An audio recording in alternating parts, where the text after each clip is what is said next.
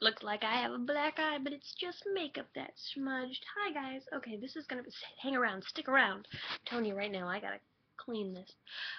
This is gonna be a really special daily vlog because I wasn't gonna do this. I was gonna like save it for my main channel, but you know what? Sometimes, don't tell anyone. I actually like this channel more than my main channel. It's a really big like, you know, um, sneak peek at the real me. So, I don't know if any of you did speech, but I did speech, and like, I'm just gonna be real for a hot second. I was decently okay at it. I did a ton of categories. I did duo, humor, poetry, prose, blah blah blah blah blah. I won duo in state. I yeah, I was okay. I was pretty good at speech. I almost went to a college with a full ride for a speech scholarship, but I did not because I was over speech. But anyway, but I do like speech, and one of my favorite things to do in speech was to construct my prose poetry pieces. And I really like spoken word and I really like slam. And I've just been like getting into it lately. It's just fun and it's easy to do when you're bored. Like fucking download a Rhyme Zone app and a thesaurus and like spill your emotions and it's just sweet. So I wrote a poem today that I'm going to memorize and deliver in a speechy way in one take. It's like a 5 minute long poem, so I'm going to memorize it and perform it really, hopefully well, in one take.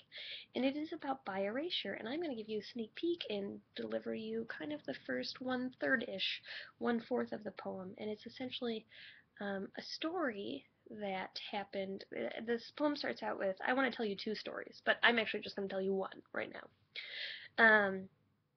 Just to give you like a little sneak preview of it, because I feel like it's decently relatable to anybody who's like kind of gay. Um, and I like it. It's not going to be delivered well. I'm probably going to stumble. I don't have it memorized. I'm reading it from my phone, but you can tell me what you think. Yeah, it needs some work, but you know what? Alright, I'm just gonna show it to you, because that's what I've been doing. Okay, so, um, I want to tell you two stories. Nothing like horrific, nothing gory. In the grand scheme of things, both are simple and small, like a sliver, but one that sends a shiver, a quiver-inducing pulse of uncomfort through my entire being every time I'm reminded of their existence. The first, picture this. I'm slumped, slouched, lounging on a couch, sitting in the living room of my freshman house, only hours away from attending, get this, my very first Pride. I'm pumped. Riding a high of excitement because I have a confession.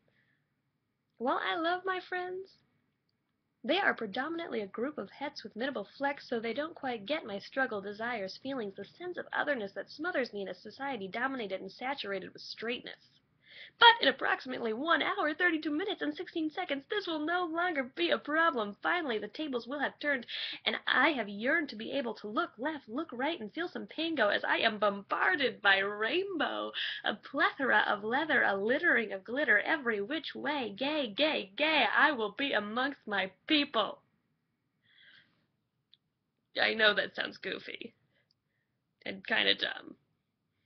But Pride was the gay Christmas I had been waiting for all year, and the anticipation of opening this incredibly fabulous gift was unreal. I felt my phone. Oh, Kristen and Callie will be here in a few. Phew, replies Sam. Yeah. Oh, sorry. See, this one's hard because this is where like dialogue comes in the poem, and I suck at. I haven't perfected. I haven't even worked on performing it yet, so this is actually going pretty well for like a cold read. But anyway, but Pride was the gay Christmas I had been waiting for all year, and the anticipation of opening this incredibly fabulous gift was unreal. Oh, I feel my phone. Kristen and Callie will be here in a few. Whew, replies Sam. Yeah, I don't want to be that tacky group of straight people only going for something to do, chimes in Ryan. A pink heat floods my cheeks. I don't miss a beat. What? Well, we'll just fit in better with them, you know? No. I'd feel weird going to Pride without anyone gay. Pause. Stare. Really? Pretending they didn't offend me, but I But I am going with you. The tension on my friends' faces loosens as my confusion is understood. Pff, you don't count, Ashley. You're dating Pat. I freeze. I don't count.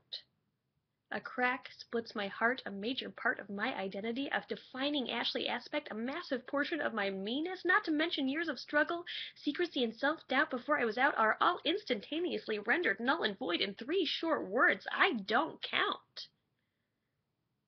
I don't count.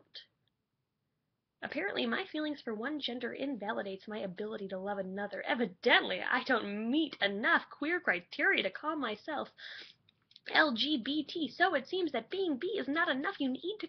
Shoot. I need to work on this, but whatever, you're getting the gist. Apparently, my feelings for one gender invalidates my ability to love another. Evidently, I don't meet enough queer criteria to call myself LGBT, so it seems that being B is not enough. You need to earn your keep, your place. At least that's what these straight folks... But this is hard. I'm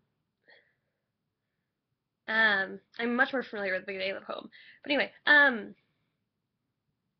gonna do that one more time. Apparently my feelings for one gender invalidates my ability to love another. Evidently, I don't meet enough queer criteria to call myself LGBT, so it seems that being B is not enough.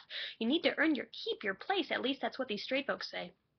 Anyway, and then it goes on to say like a similar experience that I had in a gay bar from like a gay individual. So it's not just like straight people are awful. It's like everyone's awful. No, I'm just kidding. It's just like people in general need to work on the idea that some people aren't like gay enough.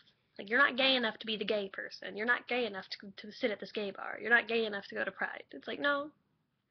All I need to do to be gay is to have a crush on the same gender. To have feelings for the same gender. That's all it is. There's no looking gay. There's no sounding gay. There's no acting gay. There's just being gay. Or like not. Anyway, that's kind of what the poem is. But blah blah blah. That's what I did with my night, so now you know. Do you like poems? Or have you ever felt this way?